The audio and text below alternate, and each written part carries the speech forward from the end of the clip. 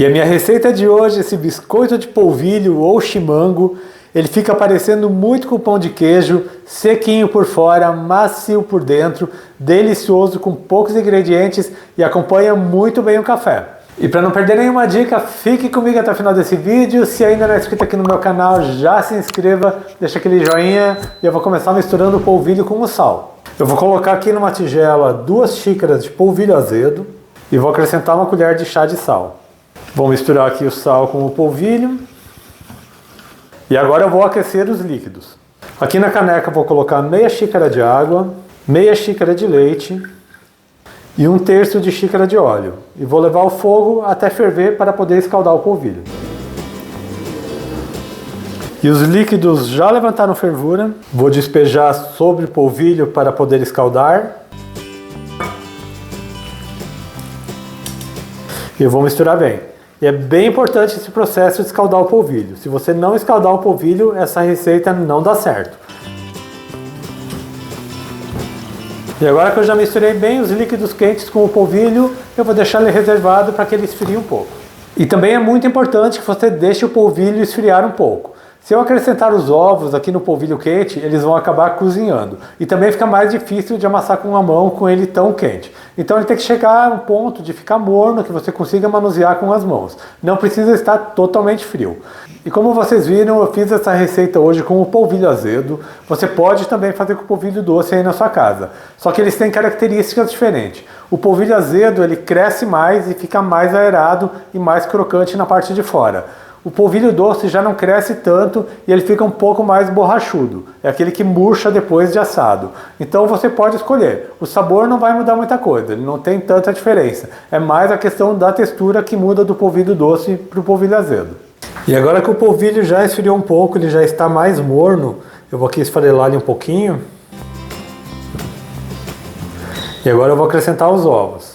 Eu vou utilizar para essa receita 2 ovos. E agora não tem jeito, tem que misturar com a mão. Vá apertando bem, misturando bem, até que fique uma massa mais homogênea.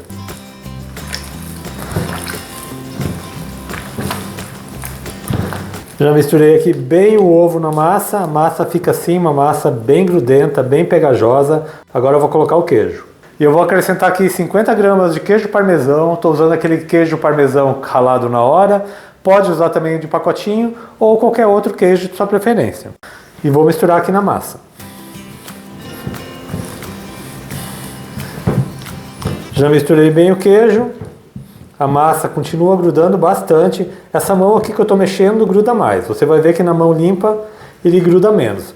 Mas agora eu vou deixar essa massa na geladeira por uns 15 minutos, que daí ela vai parar de grudar tanto e vai ficar mais fácil de modelar.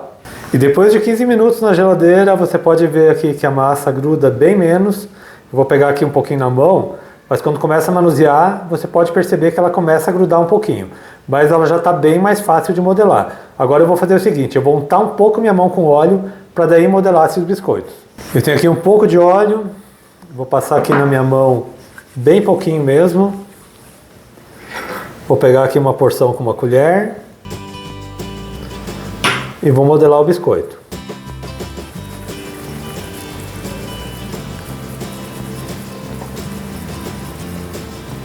Vou fazer ele aqui nesse formato um pouco mais comprido. E vou colocar aqui numa forma que está untada com óleo. E eu vou continuar modelando os biscoitos. Vou pegar aqui uma porção da massa.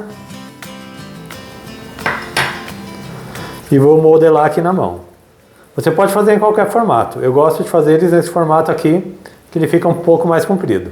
Eu já modelei toda a massa, renderam 15 biscoitos nesse tamanho que eu fiz. E eu já vou levar esses biscoitos para o forno. Meu forno está pré-aquecido a 220 graus e eles levam em torno de 30 a 35 minutos para assar. Até que você veja que ele vai crescer um pouco, vai ficar um pouco mais estufado.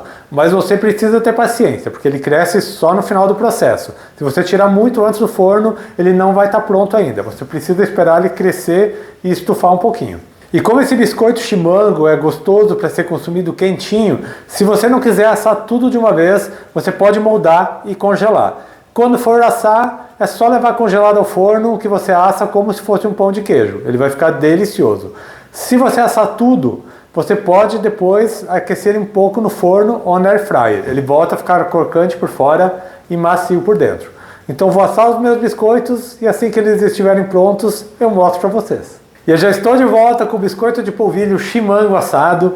Aqui no meu forno eles ficaram por 35 minutos e o aroma aqui na cozinha está incrível. Agora eu vou mostrar para vocês como eles ficaram. E vejam só como esses biscoitos crescem bem, eles ficam bem sequinhos, douradinhos na parte de baixo.